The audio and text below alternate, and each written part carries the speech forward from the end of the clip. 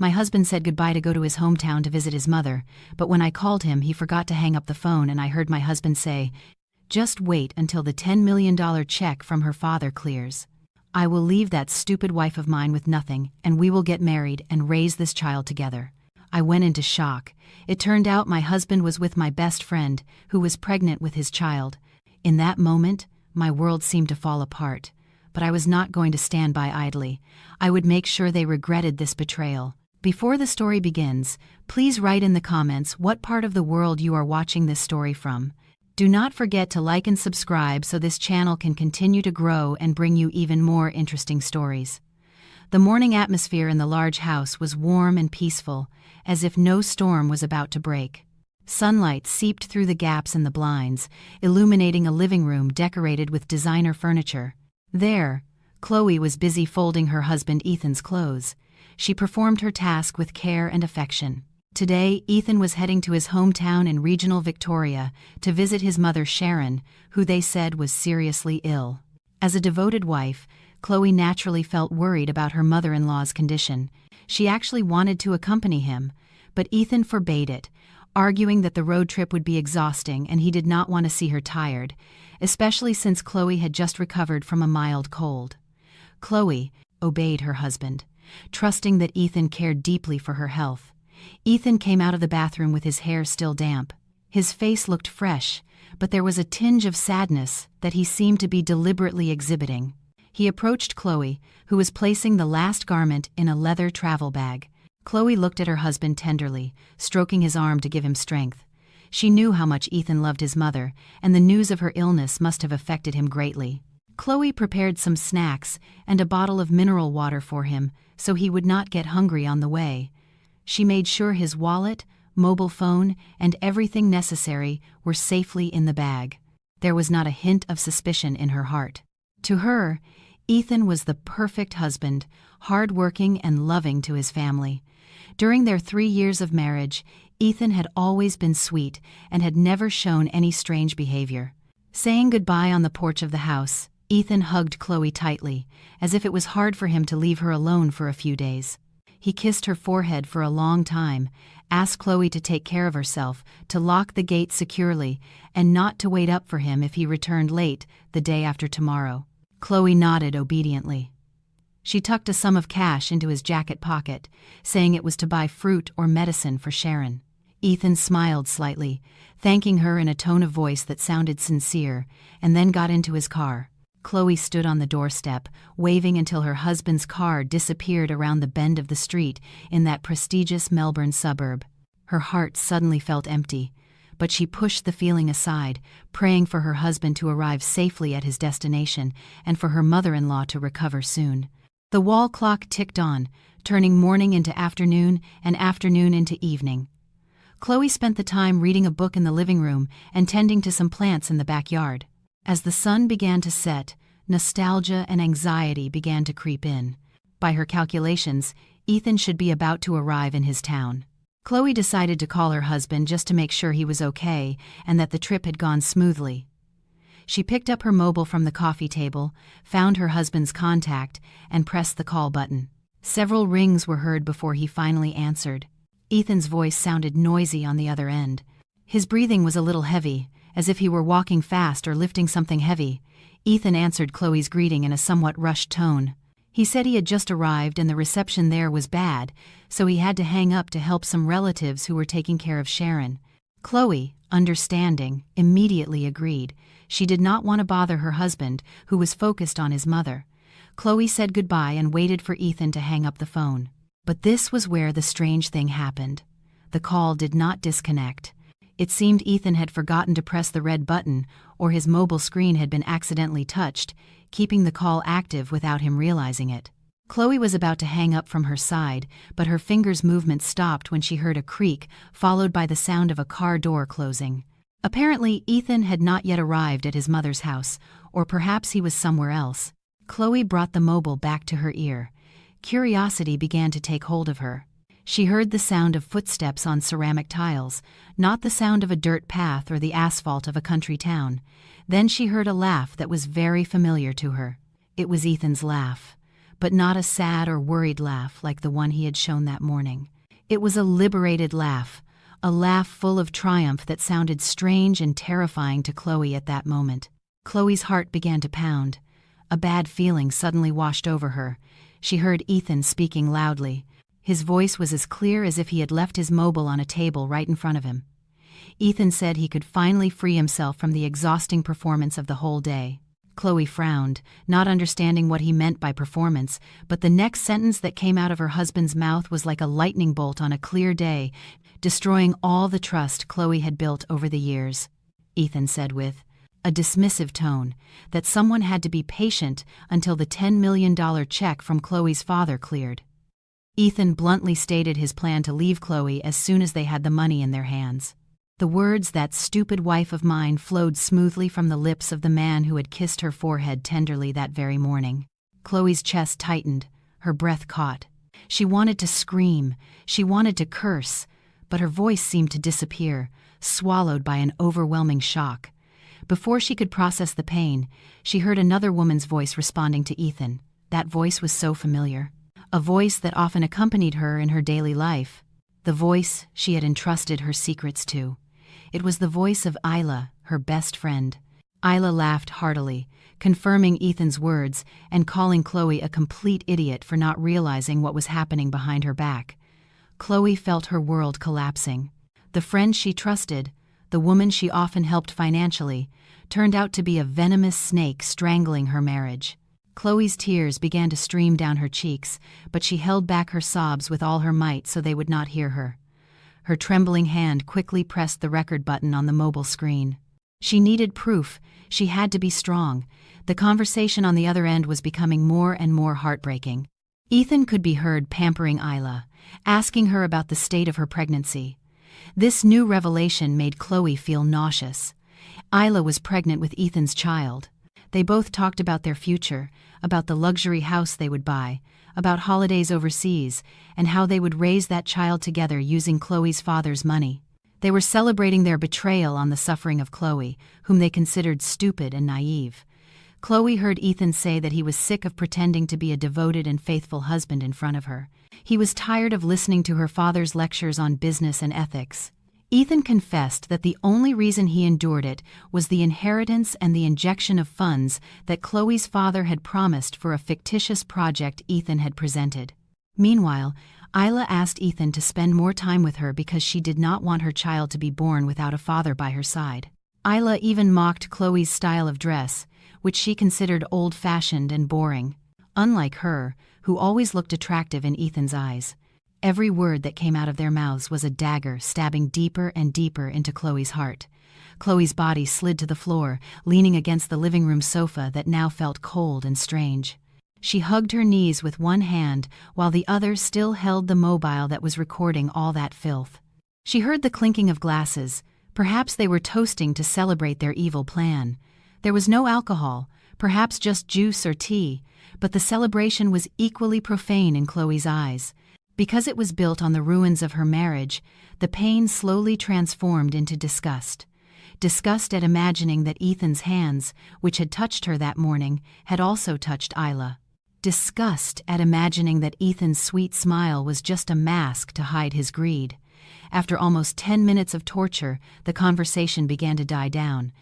Ethan was heard saying he had to turn off his mobile so Chloe would not get suspicious if she called again. Chloe's heart pounded. She quickly stopped the recording just a second before the call disconnected from the other side. The mobile screen went dark, reflecting Chloe's face with swollen eyes and an empty gaze. Silence reigned again in the large house, but this time the silence was terrifying. Chloe remained sitting on the floor. Her legs felt too weak to stand up. She never imagined that a drama as cliché as those in soap operas would happen in her life. Her husband and her best friend, the two people closest to her, conspiring to destroy her. But in the midst of that devastation, a small determination began to grow in a corner of her heart. She would not let them win. She would not be the stupid woman they said she was. Chloe spent hours in the same position, letting the tears dry on her cheeks. The pain that had hit her so hard was slowly metamorphosing into a cold, lethal anger. She replayed the voice recording on her mobile, listening to every insult and the vile plan of Ethan and Isla over and over again. Every time she listened, her love for Ethan eroded, replaced by a calculated hatred. She also remembered all the moments she had spent with Isla, how Isla used to praise Chloe's kindness, how Isla often borrowed money from her for urgent needs, and how Isla was always present at every one of Chloe's family events. It turned out that it was all a strategy to get closer to Ethan and gnaw at Chloe's fortune from within. Chloe felt like a blind person who had just had her sight restored. Now all the oddities of the past made sense. She stood up, dusting off her clothes. Her first step was to go to the bathroom, wash her face with cold water to erase the traces of tears. She looked at herself in the mirror. The woman in the mirror looked fragile, but her gaze was now sharp as an eagle's. She fixed her hair, making sure no sign of sadness was visible. She had to play her cards right. If she confronted them now, Ethan would deny everything and turn the tables on her. Ethan was cunning. He could say the recording was edited, or that it was just a joke. Chloe needed more than just a voice recording. She needed their total destruction at the moment they felt on top. Next, Chloe picked up her mobile and called the only person who had the absolute power to help her, her father. Chloe's father was a veteran and respected property developer, someone very protective of his only daughter. When the call connected, Chloe tried to control her breathing so her voice would sound steady. She asked her father to come home immediately or to meet in a safe place because there was something urgent that affected the life and death of the company and her marriage. Hearing his daughter's serious tone, her father agreed to come without asking questions. Chloe knew that involving her father was a major step because her father's fury could end Ethan's career overnight. But Chloe did not want Ethan's destruction to happen overnight. She wanted Ethan to feel like he was flying high before she crashed him to the ground. An hour later, her father arrived. In the soundproof study, Chloe played him the recording. Her father's reaction was exactly as she expected. The old man's face turned red with contained anger, his hands clenched so tightly that his knuckles turned white. He was about to call his lawyer and the police to arrest Ethan that very instant, but Chloe calmly stopped him. Chloe laid out her plan. She asked her father to hold back. She asked him to continue being nice to Ethan, even to pretend that the $10 million was about to clear. Chloe explained that the best revenge was to let Ethan and Isla dig their own grave with their greed. Her father looked at his daughter with new eyes. There was a mix of pride and sadness in seeing his daughter have to become so tough, but he finally agreed to follow Chloe's script. After her father left, Chloe began to map out her strategy in detail. She cleaned the house as if nothing had happened.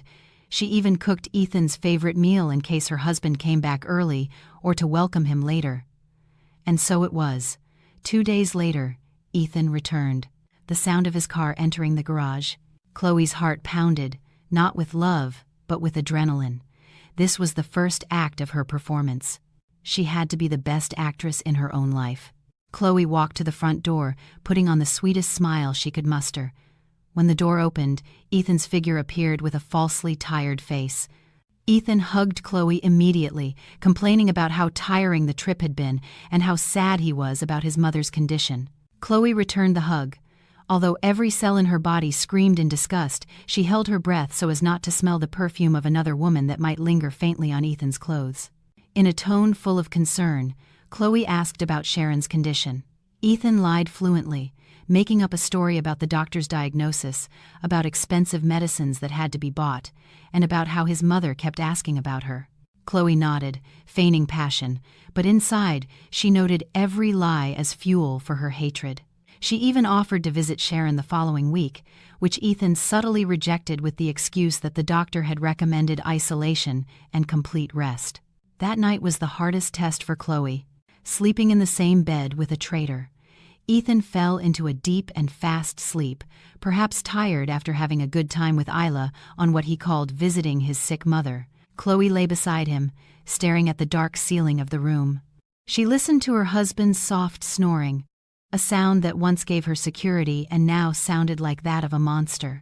Chloe turned on her side, looking at Ethan's face in the darkness.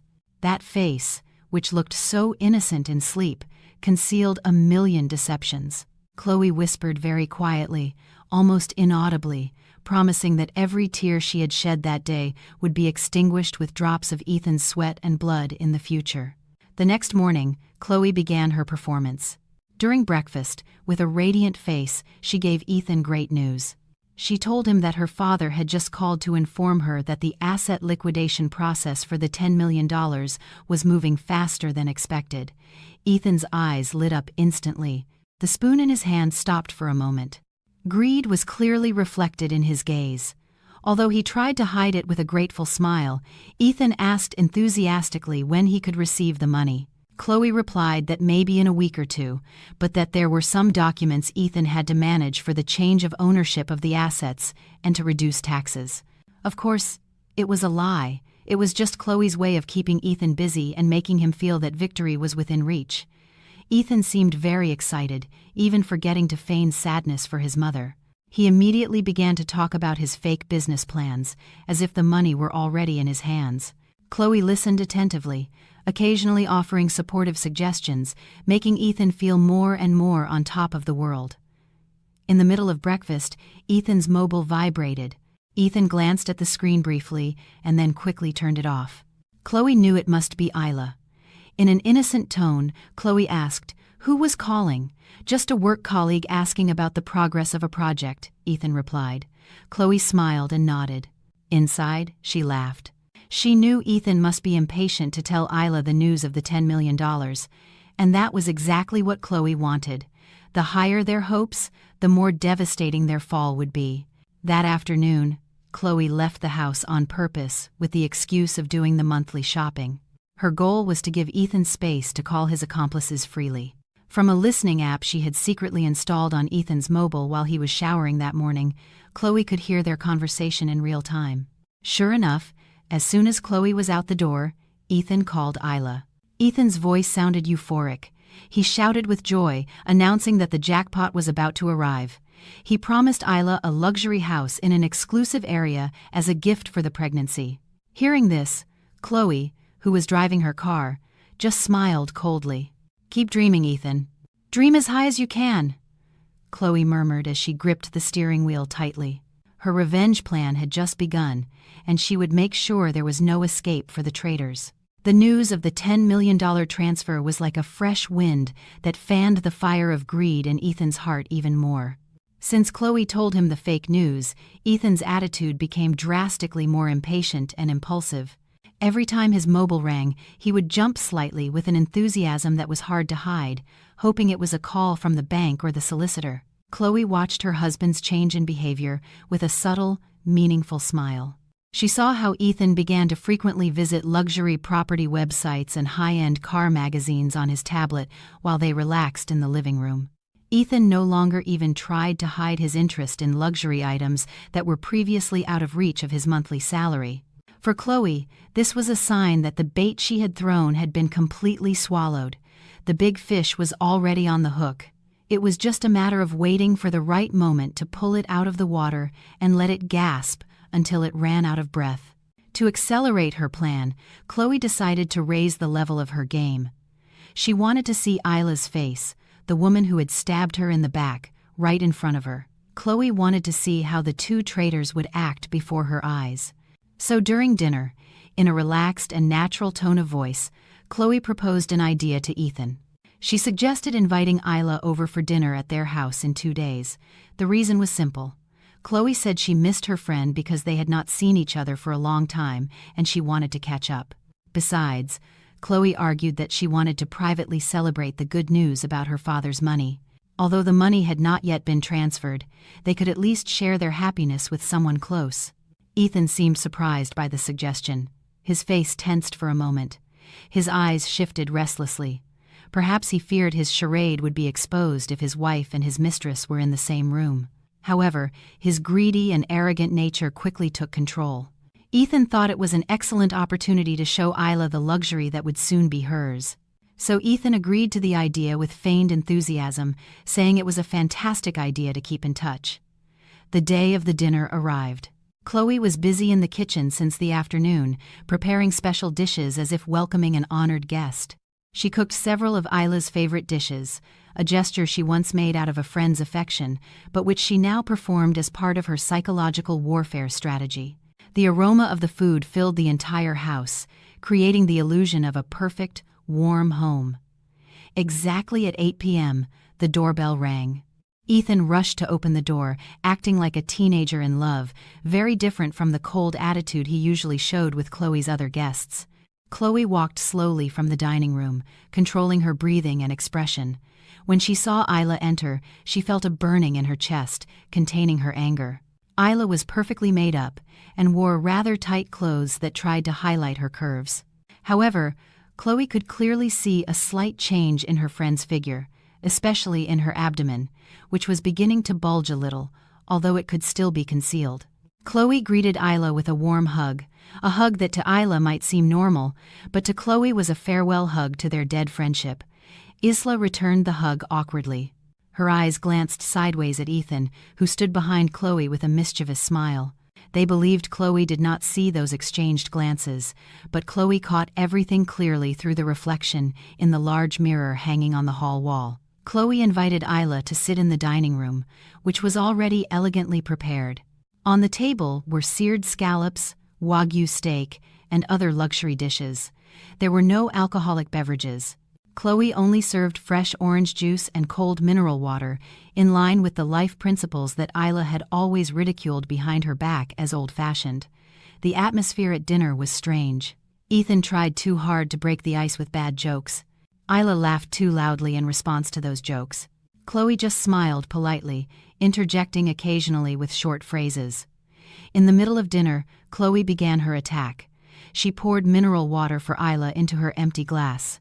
With a fixed gaze and a hard-to-interpret smile, Chloe said in a low but firm voice that she should eat a lot. Chloe commented that Isla seemed fuller lately. Her cheeks were fuller, and her aura was different. Chloe deliberately paused in her sentence, making Isla's and Ethan's hearts stop for a moment. Before continuing by saying that Isla looked like someone who was expecting great happiness, Isla's face, which was previously flushed with makeup, paled instantly. The fork in her hand clinked softly against the plate. Ethan choked on his drink, coughing a little to hide his nervousness.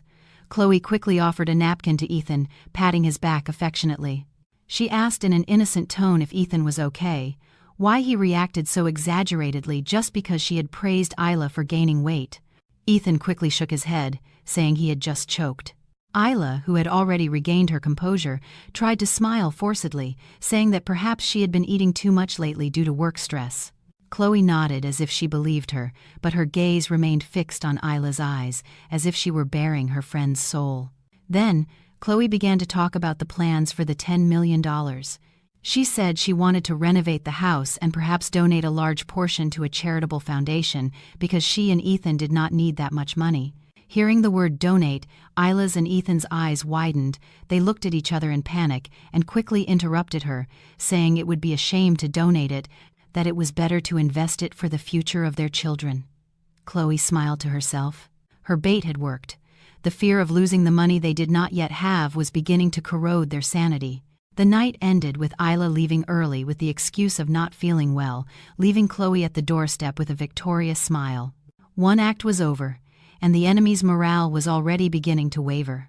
After the tense dinner, Ethan became even more obsessed with the money.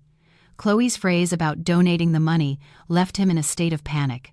He felt he had to secure the assets or make a large financial commitment so that Chloe could not dispose of the money at her whim to a foundation. In Ethan's narrow mind, poisoned by Isla and his mother, the $10 million was his right as compensation for his patience in putting up with Chloe all these years. Ethan began to leave the house frequently with the excuse of meeting clients or inspecting construction sites, when in reality he was looking for a luxury house with Isla. Isla, feeling her position threatened after Chloe's hint at dinner, demanded that Ethan buy her a house immediately as proof of his seriousness and as a guarantee for the future of the child she was carrying. The woman kept complaining and inciting Ethan, telling him that Chloe could change her mind at any moment, so they had to act quickly. Ethan took Isla to see a newly built luxury estate on the outskirts of the city. The houses were in a modern classic style with imposing pillars. Just as in Isla's dreams, they stopped in front of the largest unit, on a corner, a 2-story house with a private pool and a spacious garden. Isla fell in love at first sight. She walked through the rooms with shining eyes, imagining herself as the lady of that palace, hosting lavish parties and showing off her wealth to her friends. She hugged Ethan affectionately, telling him that this was her dream house and she did not want to see any other. The problem was that the price of the house was astronomical, far beyond Ethan's savings, which were actually insignificant. The property developer demanded a considerable down payment and the payment of the rest in short installments if they wanted to get a special promotional price. Ethan was desperate. He knew that the money from Chloe's father had not yet arrived, but Isla kept pushing, and he himself was afraid of losing the opportunity to get that luxury house. This is where Chloe's role came back into play. Chloe, who already knew her husband's movements thanks to the GPS tracker on his car and reports from a private investigator hired by her father, began to add more fuel to the fire. When Ethan returned home with a frown, Chloe asked him enthusiastically about the project he was managing. Chloe pretended to have received information from a friend who worked in the real estate sector that the land price in the area of the estate Ethan had visited was going to rise dramatically the following month. Chloe encouraged Ethan to make a major investment decision while he had the chance, assuring him that the $10 million would clear in a matter of days. Chloe's words were like a spell that clouded Ethan's logic. The support of his legitimate wife made him feel that his decision was right and safe.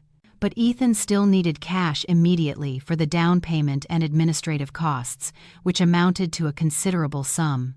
No official bank would lend him that much money in such a short time without a long and complicated verification process, especially with Ethan's mediocre credit history. Desperate and blinded by greed, Ethan finally contacted an old acquaintance who had access to non-bank lenders, that is, high-level loan sharks.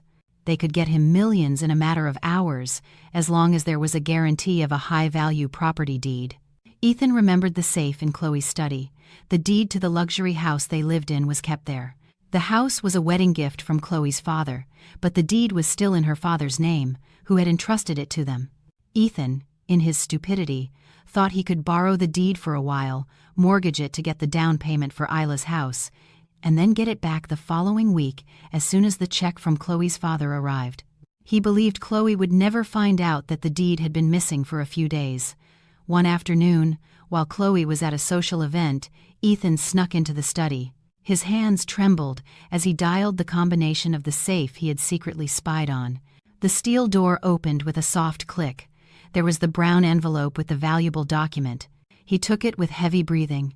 He felt like a thief in his own house, but he pushed the guilt aside, imagining Isla's happy face and the life of luxury that awaited him. He immediately took the deed to the solicitor's office associated with the loan shark. The process was very fast and simple because the value of the guarantee was much higher than the loan. Ethan signed a debt contract with exorbitant interest without reading it carefully. The only thing on his mind were the zeros that would appear in his bank account that afternoon. In the evening, Ethan returned to the house, radiant. He felt he had made a masterstroke.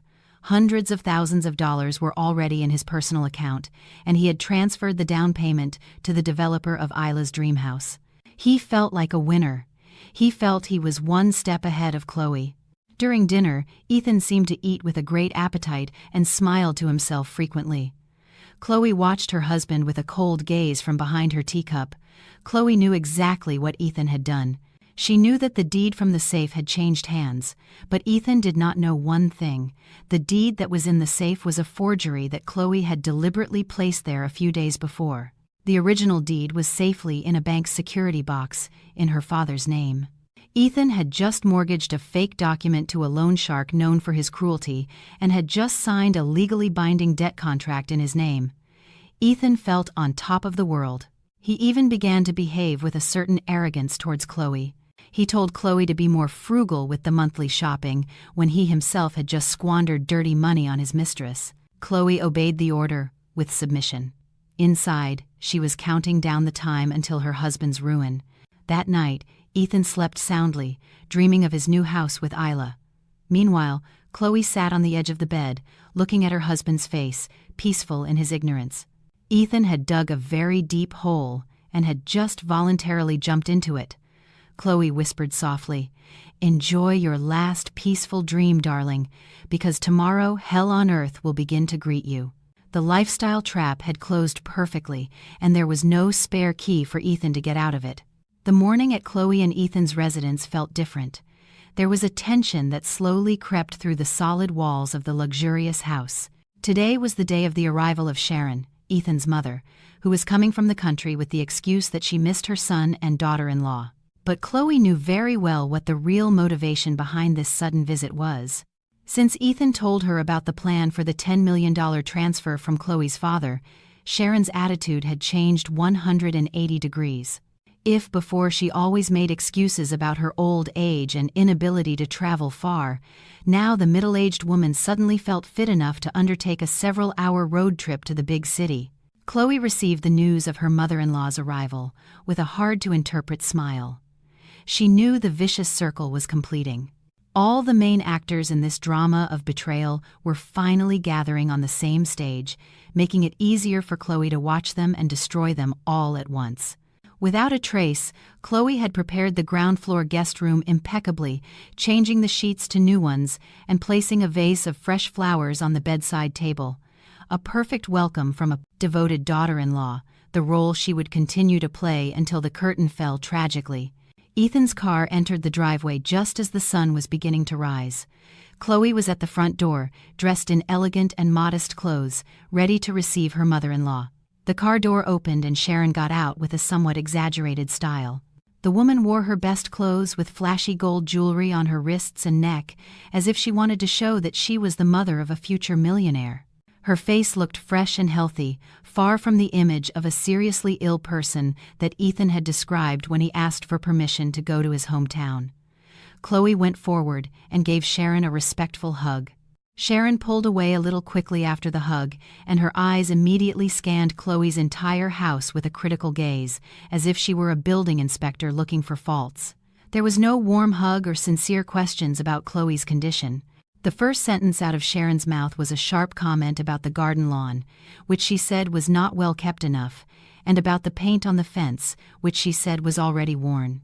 Despite Chloe having just hired a professional gardener the week before, the three entered the house. Ethan was busy carrying his mother's large suitcases, while Sharon walked like a queen inspecting her new palace. Chloe went to the kitchen to prepare drinks and snacks. From the living room, Chloe's sharp ears caught the low-voiced conversation between mother and son. Sharon impatiently asked about the certainty of the $10 million. She whispered to Ethan to make sure the money did not go anywhere, and reminded her son not to spoil Chloe too much. Chloe's heart boiled hearing the cunning of that woman. It was clear that the apple does not fall far from the tree. Ethan's manipulative and greedy nature was clearly inherited from his mother. Chloe took a deep breath, calming the storm in her chest, and then came out with a tray of hot tea and biscuits. She placed the tray on the table carefully, trying to act normally in front of the woman who had contributed to destroying her marriage. While they enjoyed their tea, Sharon began to launch her subtle verbal attacks. She started comparing Chloe to Isla. Although she did not mention Isla's name explicitly at first, the direction of her conversation was very clear. Sharon talked about a friend's daughter from her town who was very good at taking care of her husband, cooking, and what hurt the most, very fertile, able to provide male grandchildren quickly. Chloe simply lowered her head, pretending to listen obediently. Then Sharon said in a cynical tone that a good wife is not just one with a rich father, but one who can serve her husband in all aspects and give him heirs to continue the family name. That sentence was like a slap in the face for Chloe, who had not yet had children after 3 years of marriage. However, Chloe knew that Sharon was referring to Isla. She knew that Sharon had met Isla in the town when Ethan went to visit, and that they had surely celebrated Isla's pregnancy together. Chloe swallowed the pain, turning it into fuel for her revenge plan. The climax came when Sharon, perhaps too carried away by the euphoria of getting rich, began to lose control of her tongue. While chewing on a biscuit made by Chloe, she said that soon the house would be filled with the cries of a sturdy baby boy and that Ethan should prepare a special and luxurious room for his only heir. Ethan choked on his drink hearing his mother's slip. His eyes widened, gesturing for his mother to be quiet. Chloe, with a performance worthy of an AACTA award, frowned and asked innocently which baby her mother was referring to. She asked if any relative was going to have a child. The atmosphere instantly became tense and silent. Ethan quickly intervened, nervously saying that his mother was just fantasizing and wishing for Chloe to get pregnant with a boy soon. Sharon, realizing her mistake, laughed forcedly, confirming Ethan's words and saying she was eager to have a grandchild. Chloe nodded slowly with a slight smile, as if she believed that ridiculous excuse. But inside, she noted an important point. They were very sure that the child Isla was expecting was a boy, and they were already planning the future of that child in this house, Chloe's house. That afternoon, Ethan excused himself to go out for a moment with the excuse of an urgent work matter, but Chloe knew he was going to see Isla to calm her down, as she would surely be jealous that Sharon was staying at Chloe's house. Thus, Chloe was left alone with Sharon. Sharon, feeling tired from the trip, asked Chloe to bring her small handbag, which had been left in the car, to the guest room. Chloe politely agreed. Taking the bag from the car, Chloe noticed it was quite heavy. She took it to the guest room. Sharon was in the bathroom. Chloe did not miss this golden opportunity. Her curiosity guided her hand to slightly open the zipper of the bag. She had no intention of stealing, just looking for evidence. And indeed, the instinct of a betrayed wife is sharp. In a side pocket of the bag, which was slightly open, a piece of paper was sticking out, a purchase receipt that had not been thrown away. Chloe's hand trembled as she took it out. It was a receipt from a well-known baby goods store in a nearby city. Dated 2 days ago, just when Ethan had excused himself to go to his hometown, her eyes scanned the list of items purchased. A set of baby clothes for a boy, an expensive brand-name electric breast pump, a nursing pillow, and premium prenatal vitamins. The total purchase amounted to a considerable sum. At the bottom of the receipt, the loyalty points were listed under Ethan's name. Chloe felt her breath catch, so the money she had given Ethan to buy medicine for his mother had been used to buy items for his lover's baby. And Sharon, the woman who was supposedly seriously ill, had gone shopping with him to choose those forbidden items. Chloe quickly took out her mobile and photographed the receipt from several angles as irrefutable proof. Then she placed the receipt back in its place very carefully, making sure its position was exactly the same so as not to arouse suspicion. When Sharon came out of the bathroom, Chloe was already by the window, arranging the curtains. Her face was calm, showing no sign of the whirlwind of anger burning inside her. Sharon thanked her with a dry tone and then asked Chloe to leave because she wanted to rest. Chloe nodded and slowly closed the guest room door. As soon as the door closed, Chloe leaned against the hallway wall. Tears of rage fell one by one. She felt a deep disgust. Disgust for Ethan, disgust for Isla, and what turned her stomach the most, Sharon's hypocrisy. The three of them were conspiring to squeeze her fortune, insulting her behind her back while enjoying the comforts she provided. Chloe wiped her tears abruptly. She would keep the proof of the purchase receipt in a special envelope labeled Evidence for Destruction. That envelope was now thicker, as thick as their sins. Chloe swore there would be no mercy for them. If they wanted to play with fire, Chloe would make sure they all burned to ashes. Today Sharon had arrived with arrogance, but later she would leave with a humiliation she would not forget for the rest of her life. The sun had barely begun to set, but the dark clouds covering the city sky seemed to reflect the mood of the house's inhabitants. After finding the proof of the baby goods purchase receipt, Chloe realized she could not just wait for the date of the fictitious fund transfer. She had to accelerate their mental destruction. She had to create a rift between the conspirators. The divide and conquer strategy was the best option at that moment. Chloe knew that the bond between Ethan, Isla, and Sharon was not one of sincere love, but a transactional bond based on greed. And that kind of bond is very fragile, easy to break with a small jolt of suspicion. Chloe took her first step by buying a new anonymous SIM card. She installed it in a spare mobile she had hidden in a kitchen drawer. Her first target was Isla. Pregnant women often have unstable emotions and tend to be more suspicious. Chloe wrote a short but lethal text message and sent it to Isla's personal number. The message read, "Be careful. The man who promises you a luxury house is playing with fire with another woman, besides his wife. Do not become just a stepping stone. Check who he calls often in the middle of the night. The anonymous message was sent just when Ethan was at home, watching television peacefully with Sharon. Chloe watched from a corner of the room, waiting for the chain reaction that would follow, and so it was. Less than 10 minutes later, Ethan's mobile vibrated on the table. Ethan looked at the screen, and his face tensed. He quickly picked up the mobile and went to the backyard with the excuse of bad reception. Chloe knew Isla must be exploding on the other end, demanding an explanation about the other woman mentioned in the mysterious message. While Ethan was busy calming down a furious and manipulated Isla, Chloe launched her second attack. This time, her target was the relationship between Ethan, Sharon, and Isla. Chloe printed a brochure she had designed herself very convincingly. The brochure was an exclusive advertisement for the Happy Sunset Residence, a luxurious but isolated aged care facility.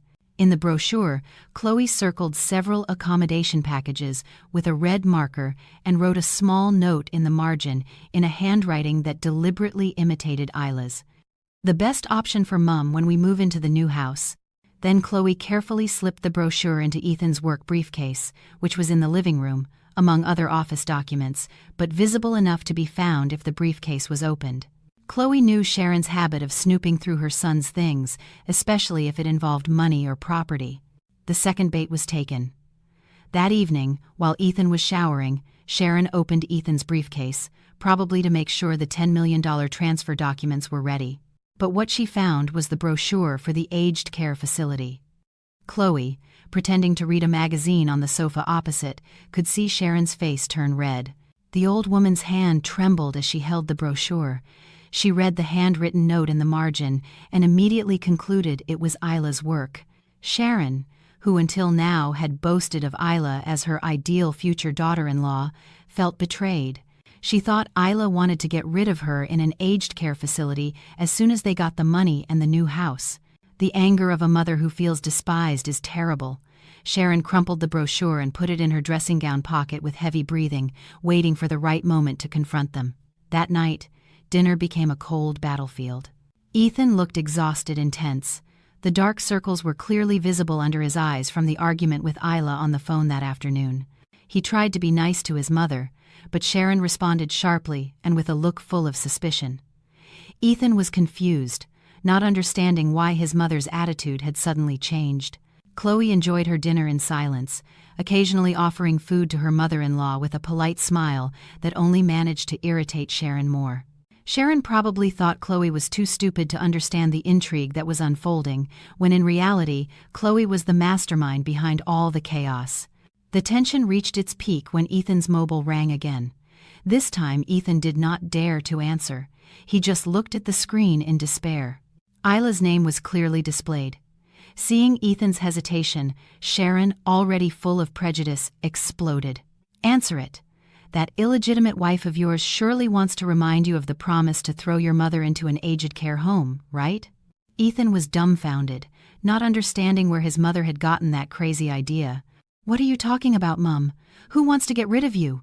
Ethan asked in a panic. Sharon threw the crumpled aged care brochure in his face. "Do not play dumb. I found this in your briefcase. Whose handwriting is this, if not that woman's?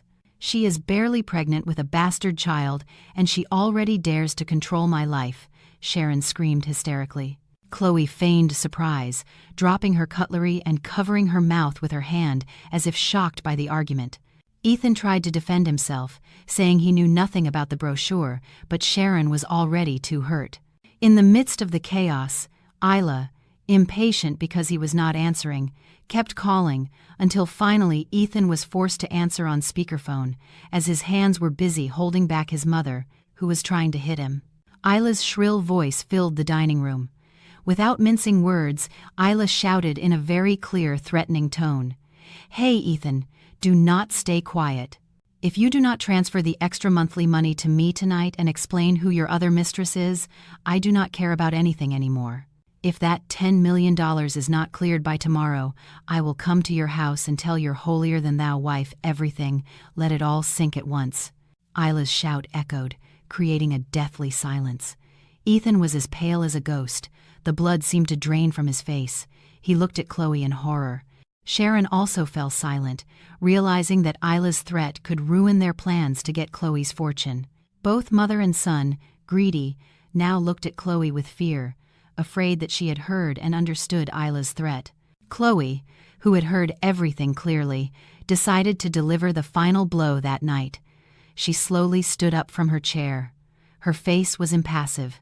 She approached Ethan, took the mobile that was still connected to Isla, and calmly hung up the call. Chloe looked her husband directly in the eyes and said in a soft but piercing voice, "Darling, it seems your friend has a lot of problems, doesn't she?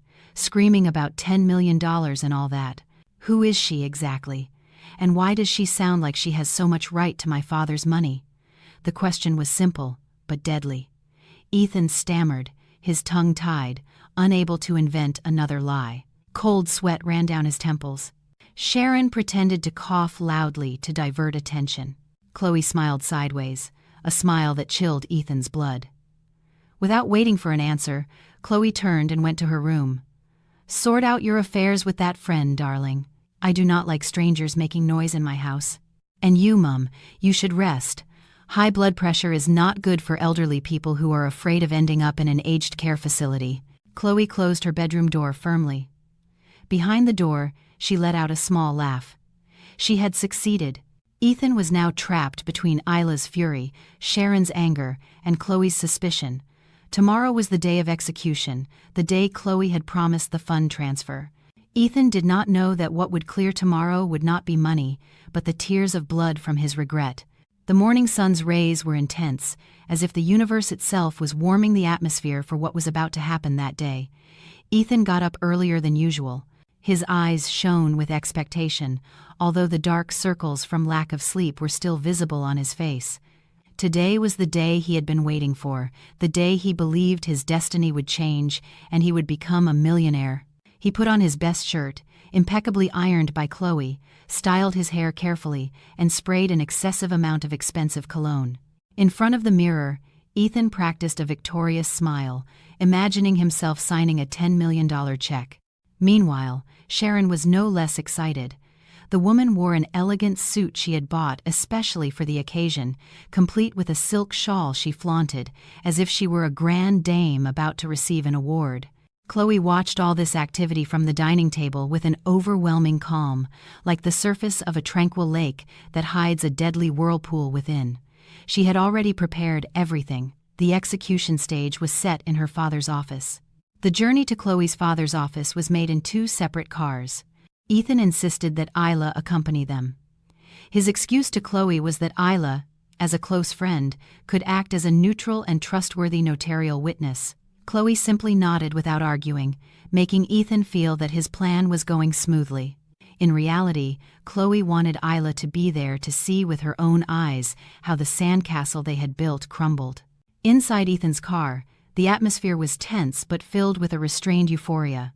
Ethan drove with sweaty hands, while Sharon, sitting beside him, kept praying for the money to clear without any hitches. Isla, sitting in the back seat to keep up appearances, kept touching up her makeup, making sure she looked perfect at the moment of victory. She imagined that after the signing, Ethan would take her directly to a luxury car dealership. Chloe's father's office skyscraper rose imposing in the city center, clad in blue glass that reflected the clouds. Upon entering the majestic lobby with its polished marble floor, Ethan's confidence faltered slightly. He always felt small in front of his father-in-law, who possessed a strong leadership aura. But the image of $10 million strengthened his resolve. They were greeted by Chloe's father's personal assistant, a polite but stern-faced woman. They were led to the main boardroom on the top floor, a VIP room normally used only for shareholder meetings or signing multi-million-dollar contracts. The room was huge, dominated by a long, gleaming mahogany table and comfortable leather armchairs. The view of the city from the gigantic windows was breathtaking, as if offering the world in the palm of one's hand. At the head of the table, Chloe's father was already waiting. His face was calm, imposing, and unreadable. He did not smile when his son-in-law and his mother-in-law entered.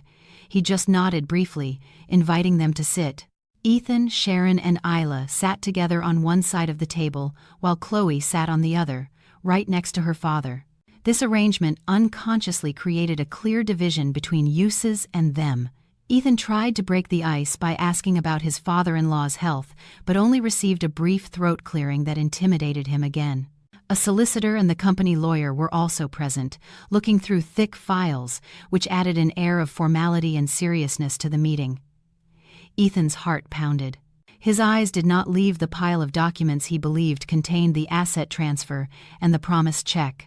Sharon clutched her handbag nervously while Isla tried to sit upright, despite the back pain from her pregnancy. Chloe's father opened the meeting with his deep, resonant voice. He spoke of the importance of trust and integrity in managing family assets. The words trust and integrity were spoken with special emphasis, making Ethan feel a little targeted, but he ignored it. Then the father explained the complicated procedure of the donation, the taxes, the management responsibility, and the long-term commitment. Ethan nodded enthusiastically, agreeing to all conditions without really listening. The only thing on his mind was where he had to sign for the money to be transferred to his account. Sharon even interrupted with a naive question about whether she could withdraw a portion in cash that same day, to which Chloe's father's lawyer responded with a withering glare. After almost an hour of listening to a boring lecture on laws and business, the awaited moment arrived. Chloe's father signaled to the solicitor. The solicitor handed a dark blue folder to Ethan. Ethan's hands trembled as he received it. He opened it slowly, expecting to see a check or a security certificate. However, the folder was empty.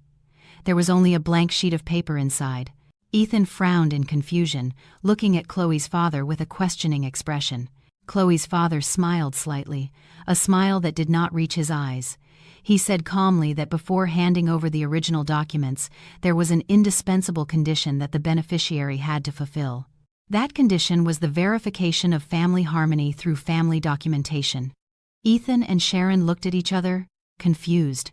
Family documentation. They had to take a photo together.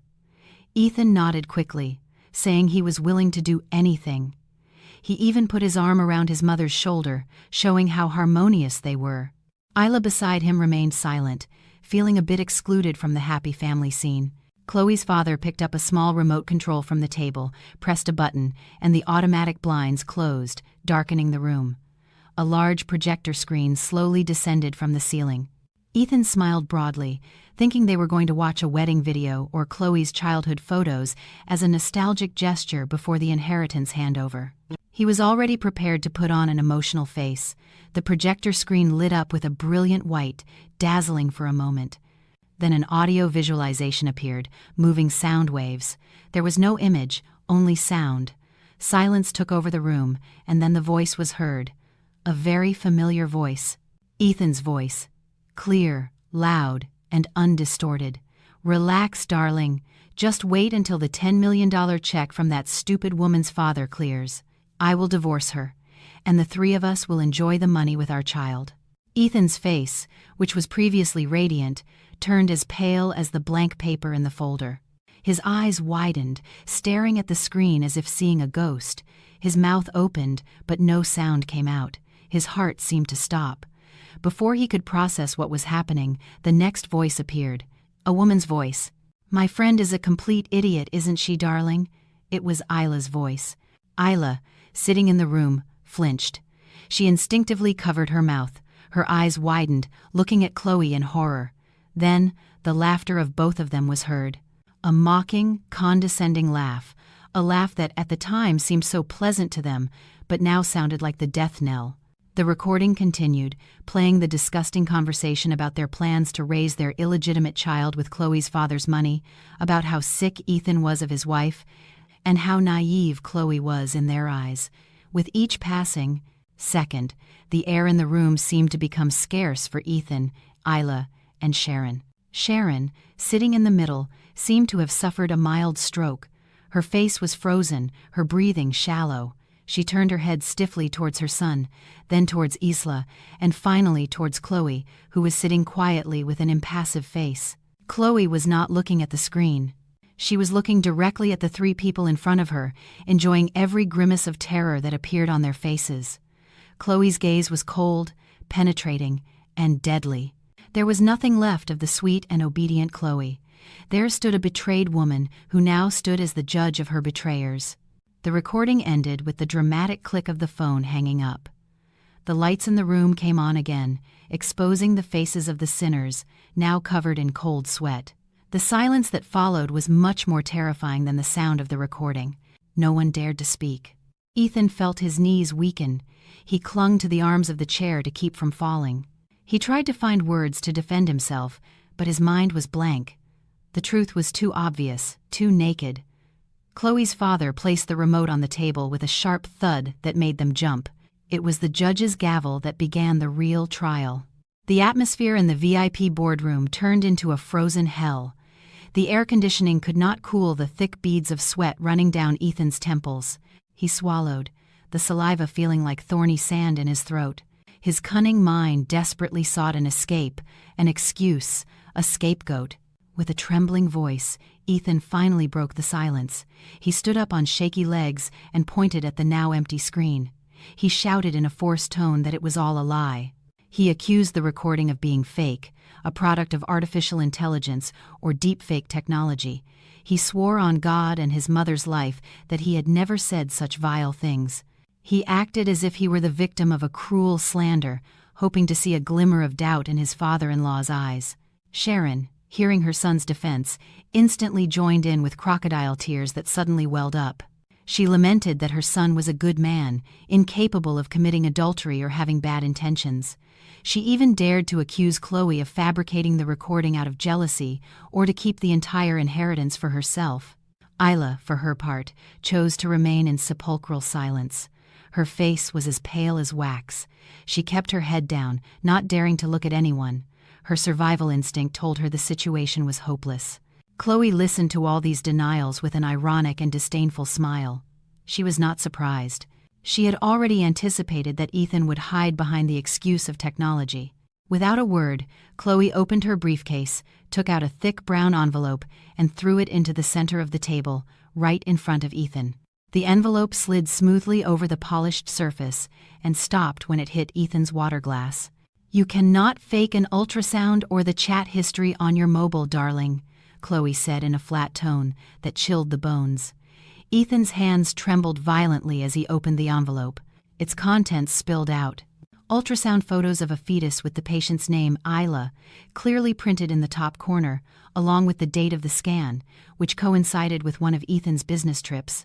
There was also a stack of screenshots of WhatsApp conversations between Ethan and Isla, full of affectionate words, secret wedding plans, complaints about Chloe, and proof of the monthly transfers Ethan sent to Isla's account. And to make matters worse, there was the photo of the baby goods purchase receipt that Chloe had found in Sharon's handbag, with Ethan's membership number included. All the evidence was real, physical, and irrefutable. Ethan's denial about AI was shattered before those papers. Ethan collapsed into his chair, defeated, his shoulders slumped, his gaze lost in the ultrasound photo he held in his hand. He was finished. He was completely finished. Sharon, seeing the proof of the purchase receipt, gasped for air, her face flushed with shame and fear. She realized her carelessness had been one of the nails in the coffin. Chloe's father, who had silently observed the drama of denials, finally stood up.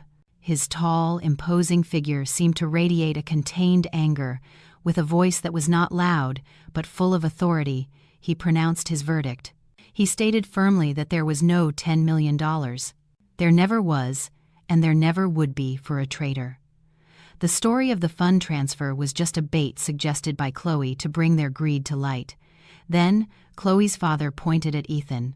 He fired him from his position in the company's subsidiary, effective immediately. All company facilities, including the car, laptop, and corporate credit card, were revoked and blocked on the spot. Ethan had not only lost the future inheritance, but also his job, his career, and his reputation in the business world, because Chloe's father would ensure his name was blacklisted in his business circle. "And as for you," he said, turning to Isla, "I will make sure you can never work in any company in this city again. You betrayed the friend who considered you a sister for a bit of money. Enjoy your life with this unemployed man." Isla began to sob quietly, a cry of late regret, but Ethan's nightmare was not over. Hearing there was no money, his mind immediately flew to the massive debt he had taken on a few days earlier. He had borrowed money from a loan shark with the guarantee of a fake deed, assuming he could pay it back today with Chloe's father's money. Now that source of income was gone. That meant he had a gigantic debt about to mature, with interest that kept growing and an invalid guarantee. His life was in danger. Ethan's face went from pale to ashen. He realized he was not just poor, but in grave danger. Suddenly, Ethan knelt on the floor and crawled towards Chloe's feet. He cried out loud, shedding all his dignity. He begged for forgiveness, saying it had been a slip, that he was bewitched, that the devil had tempted him. He swore he would leave Isla that very instant and become a good husband again. He clung to the hem of Chloe's dress, kissing it hysterically. Sharon also joined in the crying, begging her son-in-law not to be so cruel, reminding him of the sin of breaking family ties. The scene was pathetic and disgusting at the same time. Chloe looked at the man prostrated at her feet. The man she once loved, the man she trusted to lead her home, was now nothing more than trash begging for mercy. With a slow but firm movement, Chloe pulled her dress from Ethan's grasp, as if she had just touched something dirty. She took a step back, maintaining her distance. Then, Chloe removed the wedding ring from her ring finger, the white gold ring with diamonds that Ethan had placed there with promises of fidelity. She looked at the ring for a moment and with a slight flick, let it fall to the floor, right in front of Ethan's tear-streaked face. The clink of the ring against the marble echoed in the silent room. "Take it, darling. It is the only thing left of our marriage. Sell it to buy milk for your child with Isla, or maybe it will be enough to pay for your bus ticket back home, because the car downstairs has already been repossessed by my father's office driver." Chloe spoke these words with a tone of finality. There was no tremor of sadness, only immense relief. She felt a great weight had just been lifted from her shoulders. Ethan looked at the ring in despair, and then at Chloe, who stood like an unshakable tower. The building's security guards then entered, summoned by the assistant, and dragged away a still hysterically crying Ethan, a Sharon who pretended to faint, and an Isla who walked with her head bowed in shame.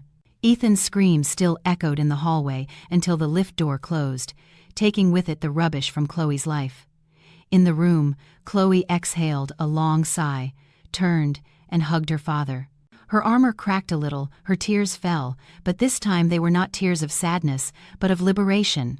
She had won, she was safe, and she was ready to watch how karma worked its way, much more cruelly, out there.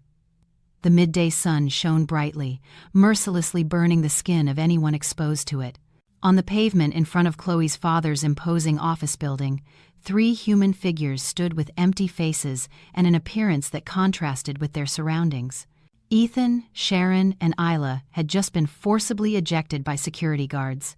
They stood, stunned, on the edge of a noisy avenue. The street dust flew up, hitting their faces still damp with cold sweat and the remnants of tears. The luxury company car they had arrived in with pride that morning had already been returned to the company garage. Ethan's wallet was empty, his credit cards blocked, and the wedding ring Chloe had thrown had been left on the boardroom floor because Ethan was too panicked when he was dragged out. They truly had nothing but the clothes on their backs and an unbearable shame. People passing by looked at them strangely, and for good reason. Sharon, dressed in a flashy party suit, was sitting on the dirty pavement. Isla was crying her eyes out while holding her belly. And Ethan, in his impeccable suit, looked like a madman who had lost his mind. The silence between them was broken when Sharon started to apportion blame. With a hoarse voice, she hit Ethan's arm, shouting and asking what he was going to do about her now. She demanded Ethan take responsibility for bringing her from her hometown only to be humiliated like this. Sharon also blamed Isla. She pointed at Isla with her trembling finger, accusing her of bringing bad luck. According to Sharon, if Isla had not seduced Ethan, Chloe would not be so furious, and she could still be enjoying the comforts of her daughter-in-law's house. Isla, pregnant and with her emotions raw, did not accept the blame. She responded to Sharon's shouts with a shrill voice, screaming that she was the victim of Ethan's sweet promises. She said she had become his lover because Ethan had promised her luxury, not poverty and humiliation on the street. A heated argument broke out on the public footpath, becoming a free spectacle for the delivery drivers waiting nearby. Ethan ignored the fight between his mother and his mistress. His mind was occupied with a terror far more real than his mother's reproaches. He remembered the loan shark. Today was the deadline for the first interest payment and the repayment of the principal if he wanted to get the house deed back.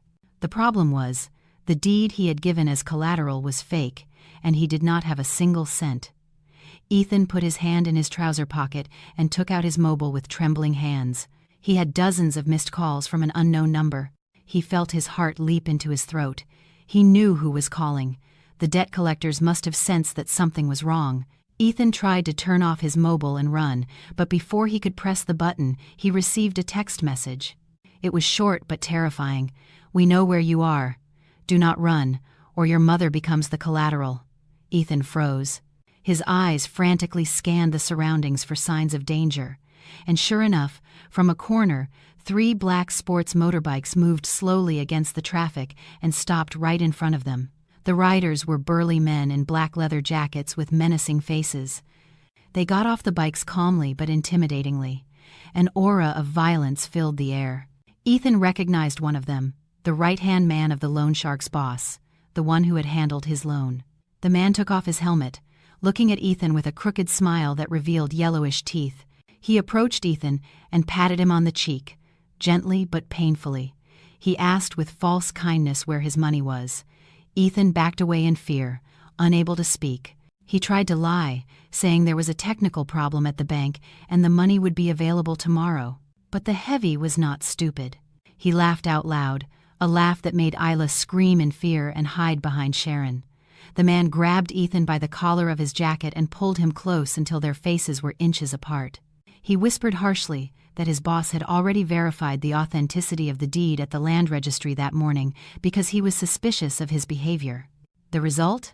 The deed was fake. That meant Ethan had committed fraud against the sharks of the underworld, and scamming a loan shark carried a punishment much more severe than the law. The man signaled to his companions. The other 2 heavies grabbed Ethan and held his arms behind his back. Ethan cried out in pain, begging for mercy, saying he did not know the deed was fake, but his screams were ignored.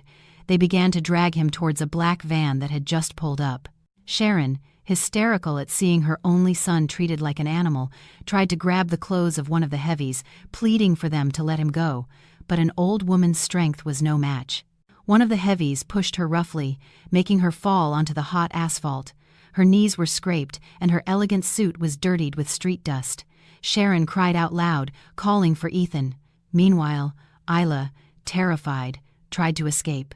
She saw an opportunity while the heavies were busy with Ethan and his mother. She backed away slowly and then turned to run towards a taxi rank. She no longer cared about Ethan or Sharon. The important thing was that she and her baby were safe, but karma was not done with her yet.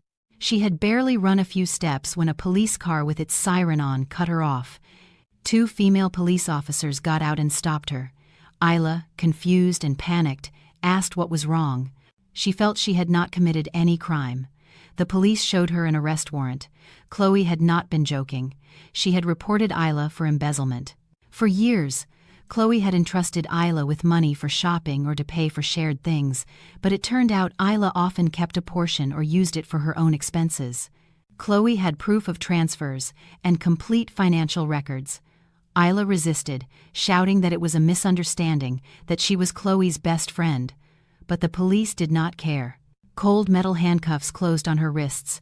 The pregnant woman was led to the police car, crying over her fate, which had changed drastically in a matter of hours. Returning to Ethan, the situation became even more chaotic. The heavies were about to put him in the van when another police siren was heard approaching. The commotion on a main avenue had attracted the attention of a patrol car, in addition to the alert from Chloe's father's building security. Seeing the police, the heavies did not want to risk being caught. They released Ethan abruptly, gave him a kick in the stomach as a farewell, and fled at high speed on their bikes, weaving through traffic. Ethan coughed, holding his aching stomach, and collapsed on the pavement. He thought he was safe, but it turned out the police had not come to help him, but to arrest him. Chloe's father had reported Ethan for document forgery and attempted fraud using others' property. With the case of the fake deed, Ethan had no escape. In front of his own mother, Ethan was handcuffed. The scene that afternoon was tragic and, at the same time, a relief for anyone who knew the real story. Ethan was led to the police car with a bruised face and wrinkled clothes. Isla had already been detained in another car. Only Sharon was left alone on the pavement. The woman who had arrived that morning with her chin held high was now on her knees on the hot asphalt, lamenting her fate. Her favorite son, arrested for fraud, her ideal future daughter-in-law, a criminal, and she herself, abandoned in the big city without a cent to return to her town. No one helped her. People just watched and recorded the scene with their mobiles, perhaps to make it go viral on social media with the title, "Instant Karma for a Greedy Family." In the distance, a luxury black sedan passed by slowly. The tinted window rolled down a little, enough to reveal a pair of eyes watching the scene coldly. It was Chloe. She saw everything. She saw her ex-husband being dragged away by the police. She saw her ex-best friend crying behind the bars of a patrol car. And she saw her evil ex-mother-in-law, now humiliated on the street. There was no mercy in Chloe's heart. She had given them many chances to reconsider, but they chose greed. Chloe rolled up the window, ordered the driver to move on. She would not stop. She would not look back. For her, the rubbish had already been thrown in its place, and now it was time to clean the remaining dust from her life, to move towards a clean future. Chloe's car made its way through the bustle of the city, leaving behind the pathetic drama on the pavement like a dark chapter already closed. 6 months had passed since the shocking event in front of the office building. Time passed very differently for each person involved in this story. For Ethan, time dragged on slowly and painfully behind prison bars. He was found guilty of document forgery and fraud, in addition to the burden of the debt with the loan shark, who did not leave him alone even in prison. In his narrow, damp cell, Ethan lost all his arrogance. He was no longer the elegant and overbearing man. Now his head was shaved. His body was emaciated from stress and prison food. He was often the target of harassment by other inmates who despised family fraud crimes. Every night, Ethan slept huddled on the cold floor, accompanied by endless regret. He often dreamed of the comfortable life he had with Chloe, of the hot coffee in the mornings, the fragrant clothes, and his wife's sincere smile. Upon waking, he only found damp concrete walls and the smell of urine. He missed Chloe, not out of love, but because he realized how stupid he was to trade a diamond for a handful of sharp pebbles. Isla's fate was no less wretched. Due to her advanced pregnancy, her legal process was delayed slightly. However, she had to serve house arrest under strict surveillance and live in absolute poverty. She gave birth in a small health center with basic facilities, without the company of a husband or family. The child born was a boy, just as Sharon had hoped, but his birth was not celebrated with lavish parties or a dream nursery. The baby was born into tears of hardship. Isla had to take on sporadic jobs as an hourly cleaner, carrying her baby on her back because she could not afford a nursery. Her face, once always cared for, was now dull and looked much older. She lived in a small rental flat in a rough neighborhood with a roof that leaked every time it rained. Every time she heard her son cry from hunger, Isla cursed herself. She remembered how she mocked Chloe and now felt how hard life was without support. A life she herself had destroyed for a whim. Meanwhile, in a town far from the city's hustle, Sharon spent the rest of her life in overwhelming loneliness. After the arrest, social services sent her back to her town, but the news of her son's crimes had spread everywhere. The neighbors, to whom she once boasted of her son's success, now looked at her with disdain. No one wanted to be her friend. The shops would not give her credit. Sharon suffered a mild stroke due to the prolonged shock, which left half of her body paralyzed. She had to drag her leg just to get a glass of water. Her house, once tidy, was now dirty and messy because she could not clean it.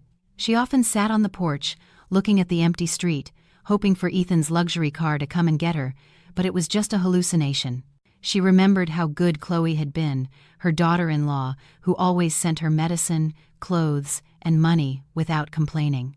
Sharon cried in silence. Her tears fell on the dusty dirt floor. Her arrogance had burned the bridge to happiness, and now she was trapped alone on the island of regret. In contrast to the suffering of the three, Chloe's life shone brightly. Freed from the burden of the parasites that had been sucking her energy, Chloe focused on developing the business inherited from her father. She completely revamped the company's management, introducing innovations that sent profits soaring. Her appearance became even more elegant and distinguished. Her face, which before often looked sad from emotional pressure, was now always adorned with a sincere smile that radiated inner peace. Chloe also became actively involved in various social activities, helping women victims of domestic violence and betrayal to recover, just as she herself had done. She became an inspiration to many. Her broken marriage did not traumatize her but made her stronger and more selective. Her father was very proud of his daughter's transformation. They often spent time together, peacefully enjoying the fruits of their labor, without the fear of being taken advantage of by cunning people. One sunny afternoon, Chloe was sitting at her favorite outdoor cafe, enjoying a cup of chamomile tea while reading a book. A gentle breeze played with the edge of her scarf. Her mobile on the table vibrated. Chloe looked at the screen. An unknown number appeared, but the area code was from the region where Ethan's prison was located. Chloe knew it must be him. Perhaps he had borrowed a guard's phone or gotten one smuggled in, trying to contact her for help, money, or simply to apologize and ease his guilt. In the past, Chloe might have answered, listening with a pounding heart, and perhaps she would have softened. But the Chloe of now was a new woman. She looked at the screen without emotion. There was no explosive hatred, only absolute indifference. To her, Ethan was a closed past, a chapter of a book she had sealed and whose key she had thrown away. Chloe smiled slightly, very slightly. Her index finger moved slowly towards the mobile screen. She did not slide the green button to answer but pressed the red button to reject the call. And she did not stop there. She went into the call settings menu and selected the option to block the number. The mobile screen returned to calm, displaying a beautiful wallpaper of a natural landscape. Chloe went back to sipping her hot tea, feeling the warmth of the liquid travel through her body, as warm as the feeling of freedom she now possessed completely. She looked up at the orange and golden sunset sky. Her life had just begun again, and this time she was the scriptwriter, with no antagonists who could ruin it. In the distance, birds flew freely back to their nests, just like Chloe's heart, which had finally returned home to a place of peace and happiness.